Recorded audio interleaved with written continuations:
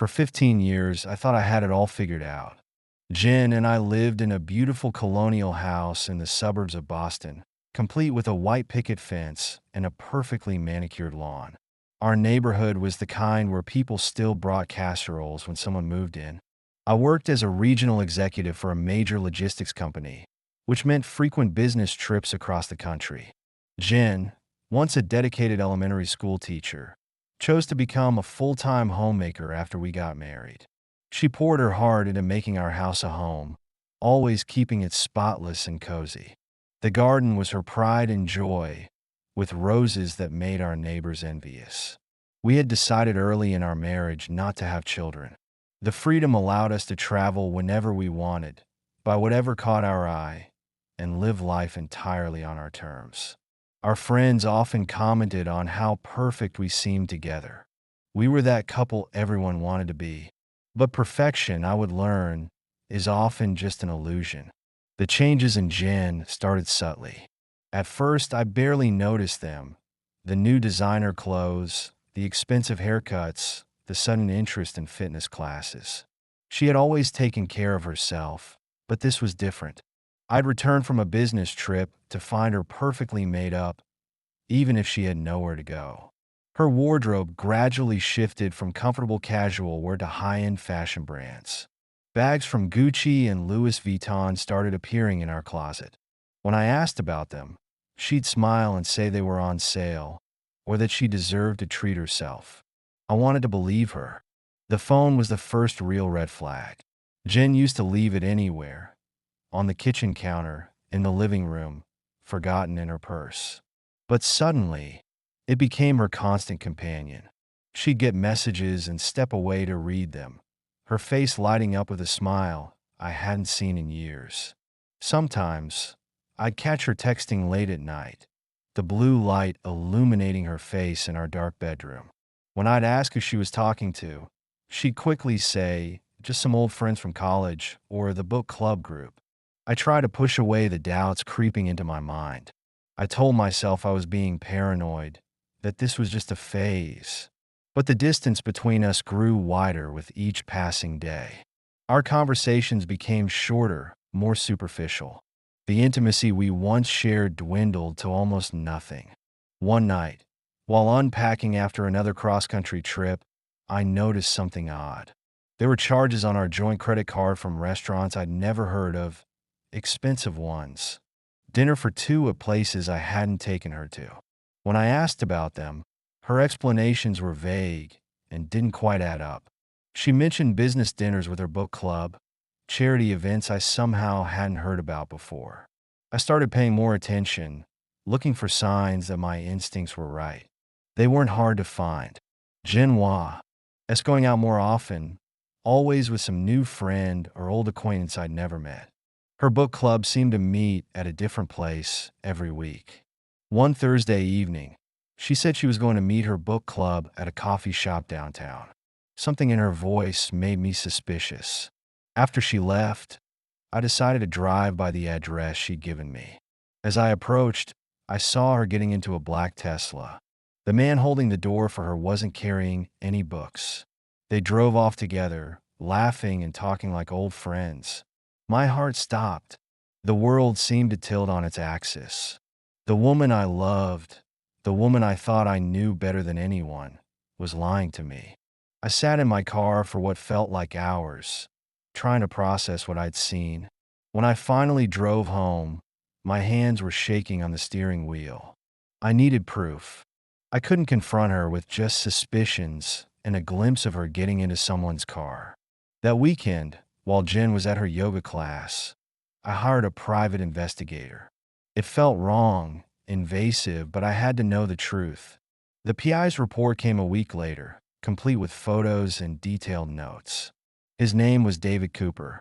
He was a marketing executive she knew from college. They'd been meeting regularly for months.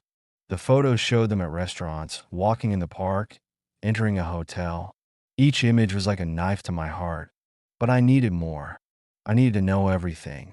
I installed a small camera in our bedroom, hiding it among the books on our shelf. It was a desperate move, but I had to see the truth with my own eyes. A few days later, I told Jen I had to fly to Chicago for an emergency meeting. I'll be gone overnight, I said, watching her reaction carefully. Was that relief I saw flash across her face? Oh, that's too bad, she said, but her voice lacked any real disappointment. Be safe, she added, already looking at her phone. I drove to the airport, parked my car, and took an Uber back home. I let myself in through the garage and went to the guest room. Then I waited. The hours crawled by. Every minute felt like an eternity. Finally, at around 8, I heard the front door open. There were voices, soft laughter. My heart pounding, I pulled up the camera feed on my phone, and there they were, Jen and David, entering our bedroom. Our bedroom, where we'd spent countless nights together, where we'd shared our dreams, our fears, our most intimate moments. I watched as they kissed, as clothes were discarded. The rage building inside me was unlike anything I'd ever felt before. Without thinking, I burst out of the guest room and stormed down the hall. What the hell is going on here? I roared, throwing open the bedroom door. Jen screamed. David jumped up, grabbing for his clothes. Mike! Jen gasped, clutching the sheets to her chest. You're supposed to be in Chicago. Surprise, I said, my voice trembling with fury. I decided to come home, early tea. I'll catch my wife cheating on me. I can explain, Jen stammered, tears already streaming down her face. Explain? I laughed bitterly. Explain what? How you've been lying to me. How you've been sleeping with him in our bed. David was trying to slip past me toward the door. I grabbed his arm, spinning him around. And you, I snarled. You think you can just walk away? Hey man, I'm sorry, he said, his eyes darting nervously. I didn't know she was married. Liar, I shouted. You knew exactly who she was. You knew she was married. You just didn't care. I shoved him hard against the wall. Get out, I growled. Get out of my house before I do something we'll both regret. David didn't need to be told twice. He grabbed the rest of his clothes and fled, leaving Jen and me alone in the wreckage of our marriage. She sat there, still clutching the sheet, mascara running down her face. Mike, please, she whispered. I'm so sorry. I never meant for this to happen. I took a deep breath, trying to control the rage threatening to consume me. How long? I asked, my voice deadly quiet. She looked down, unable to meet my eyes. 6 months, she admitted softly. 6 months, I repeated. 6 months of lying to my face. 6 months of sneaking around behind my back. I was lonely, she said, her voice breaking. You were always away, always working. David was there. He listened to me. He made me feel wanted. And I didn't? I asked incredulously. Everything I did was for us, Jen. Every trip, every late night at the office. It was all to give us the life you wanted. I didn't want things, she cried. I wanted you. I wanted my husband. Well, congratulations, I said bitterly. Now you don't have either. I turned and walked out of the room, out of the house, into the cool night air. Behind me, I could hear Jen calling my name, but I didn't look back. I couldn't look back. Everything I thought I knew about my life, about my marriage, about the woman I loved, had been a lie, and now I had to figure out what to do with the pieces. I spent that night driving aimlessly through Boston's empty streets. The city lights blurred through my tears as I replayed every moment of the past 6 months in my head. Every late night book club meeting, every mysterious text message, every kiss goodbye that had been a lie. I finally pulled into a hotel parking lot as the sun was rising.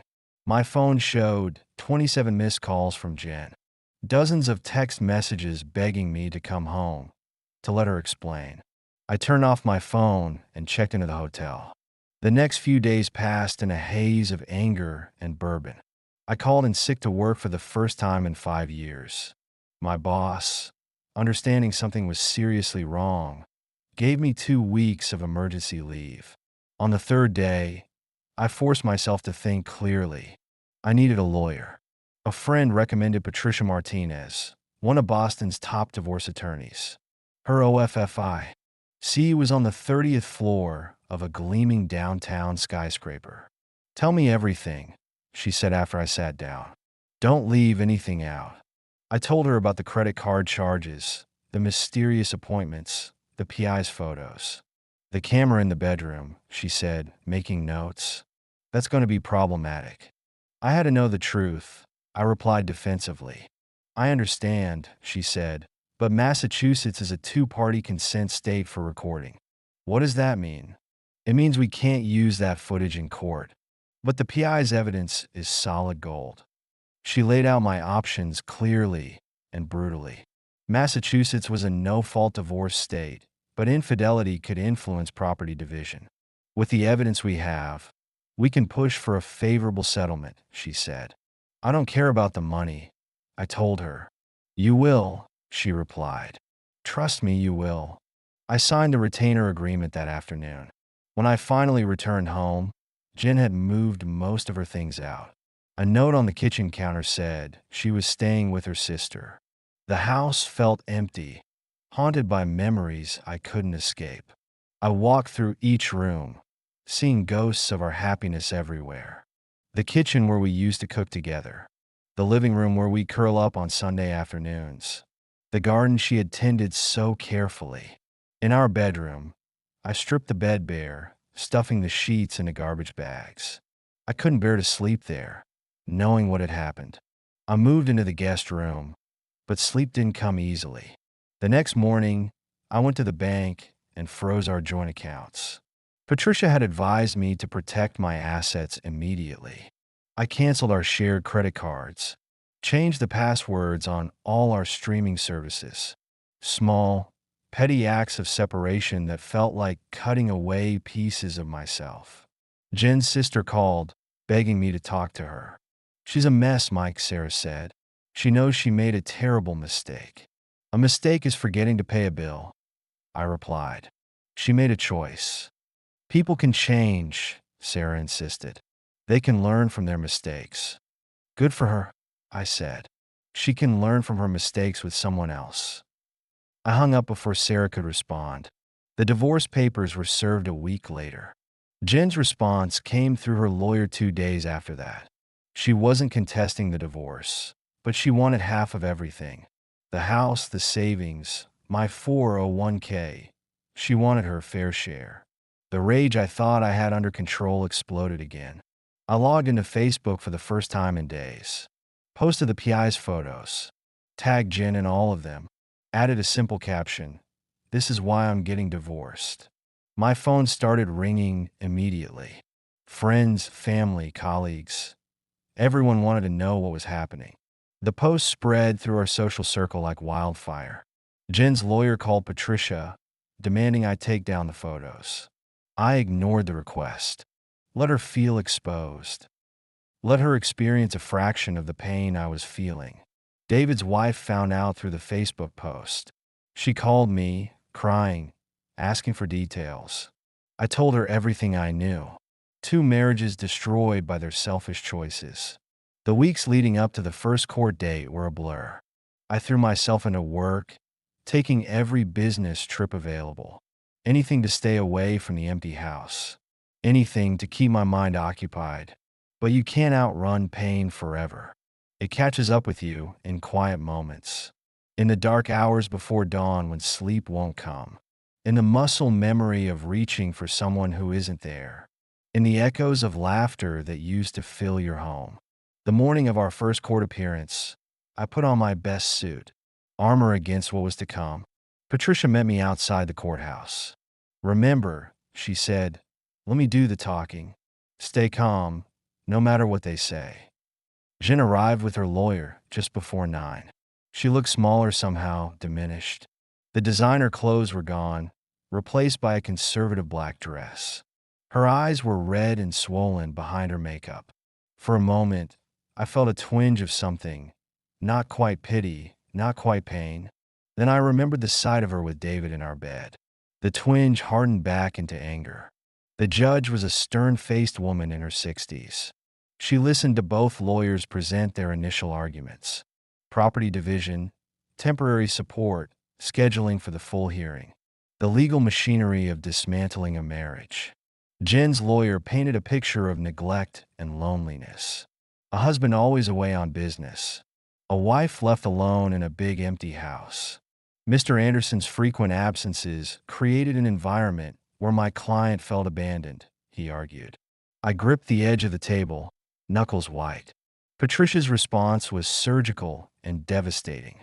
She presented the PI's evidence: the credit card statements showing dinner for two, hotel receipts, timeline of lies. When the preliminary hearing ended, the judge's ruling favored me. I could stay in the house. The joint accounts would remain frozen. Jen would have to make do with her teacher's pension and whatever she'd saved. In the courthouse hallway, Jen tried to approach me. "Mike, please," she said. "Can we talk?" I walked past her without a word. Her tears meant nothing to me now. They were just more lies, more manipulation. Back home, I opened a bottle of scotch, poured myself 3 fingers, stared at the amber liquid, and wondered how my life had come to this. The phone rang. My mother. "I saw the Facebook post," she said. "Are you okay?" "No," I admitted for the first time. "I'm not okay." "Do you want me to come stay with you for a while?" "No," I said. "I need to handle this on my own." But as I said the words, I realized I didn't know how. How do you handle the dissolution of 15 years of marriage? How do you process the betrayal of the person you trust? Demost? How do you rebuild a life that's been shattered into a million pieces? I didn't have the answers. All I knew was that I couldn't stay in this house tonight, surrounded by memories and ghosts. I grabbed my keys and headed for the door. Sometimes the only way forward is to keep moving, even if you don't know where you're going. Even if every step hurts, you just have to keep moving. The divorce was finalized on a rainy Tuesday in October. I sat in Patricia's office, signing the final papers. Each signature felt like closing a chapter of my life. "Congratulations," Patricia said, but there was no joy in the word. The settlement had been more favorable than expected. I kept the house, most of our savings, my full 401k. Jen got her car, her personal accounts, and a small portion of our joint savings. The judge had been unsympathetic to her claims of emotional abandonment. The evidence of her affair had been too damaging. Walking out of the office building, I felt strangely empty. No triumph, no relief, just emptiness. 15 years of marriage reduced to a stack of legal documents. I drove home in the rain, windshield wipers marking time like a metronome. The house felt different now. No longer haunted by fresh betrayal. Just quiet waiting. My phone buzzed with a text from Mike, my old college roommate. "Heard about the divorce being final. Come out with us tonight." My first instinct was to refuse. I'd been avoiding social gatherings for months. But something made me reply yes. Maybe it was time to rejoin the world. The bar was crowded, full of young professionals unwinding after work. Mike had gathered our old crew, friends I hadn't seen since before the divorce. They were careful at first, avoiding mentions of Jen. But as the night went on, the conversations became easier. I found myself laughing for the first time in months. "You should come to my therapy group," Carol, Mike's wife, suggested. She was a psychologist at Boston General. "I don't need therapy," I said automatically. "Everyone needs therapy," she replied, "especially after what you've been through." She handed me a business card. "Just think about it. Tuesday nights, 7 o'clock. I tucked the card in my wallet, not intending to use it. But the next Tuesday, I found myself driving to Boston General. The group met in a conference room converted to look more welcoming. Comfortable chairs arranged in a circle. Soft lighting, calming artwork on the walls. That's where I met Sarah. She was the therapist running the group. Dark hair, kind eyes, an air of quiet strength about her. She guided the discussions with gentle authority, never pushing too hard, but never letting us hide either. Week by week, I found my voice in the group, shared the anger, the betrayal, the shame, listened to others share their own stories of loss and recovery. Sarah would sometimes catch my eye as I spoke, her gaze steady. Understand? Ding. After one particularly difficult session, she asked me to stay behind. You're making progress, she said, but I sense you're still holding back. Isn't everyone? I deflected. She smiled. We don't heal by deflecting, Mike. Something about the way she said my name made my heart skip. But she was my therapist. I pushed the feeling aside. Months passed. I threw myself into renovating the house, painted the walls new colors, replaced the furniture, transformed the bedroom into my home office. The garden I let go wild. Jen's carefully tended roses gave way to natural wildflowers. At work, I took on new projects, cut back on the travel, started building a life that was truly mine. One Tuesday, Sarah announced she was leaving the group, moving to private practice. My heart sank at the news. After the session, she handed me her card. If you ever want to continue your therapy, she said, but her eyes suggested something more. 2 weeks later, I called her. Not for therapy. We met for coffee at a small cafe near the Commons. She wore a blue dress, her professional armor set aside. I can't be your therapist anymore, she said directly. I know, I replied. That's not why I called. Our first date was dinner at a small Italian restaurant. She told me about her own divorce, years ago, the long journey to healing, how it led her to become a therapist. I told her about my childhood in Minnesota, my dreams of becoming a writer before practicality won out. The conversation flowed easily, naturally. No pretense, no games. Just two people sharing their stories. Months passed. Spring turned to summer. Sarah and I grew closer. She understood my hesitation, my fear of being hurt again. Never pushed for more than I could give. One evening, sitting on my deck watching the sunset, the wildflowers swaying in the breeze, Sarah turned to me. What are you thinking about? She asked. I looked at her, this woman who had helped me heal, who had shown me that love could be honest and true. I'm thinking about second chances, I said. She smiled, understanding as always. Life is full of them, she replied, if we're brave enough to take them. I took her hand, feeling its warmth in mine. The pain of Jen's betrayal would always be part of my story, but it was no longer the whole story. I had learned that healing doesn't mean forgetting. It means growing stronger, finding joy again, being willing to trust again. As the sun set over the wildflower garden, painting the sky in shades of pink and gold, I knew I was ready, ready to write a new chapter, ready to believe and love again. With Sarah beside me, the future stretching out before us, full of possibility and hope, and this time built on a foundation of truth.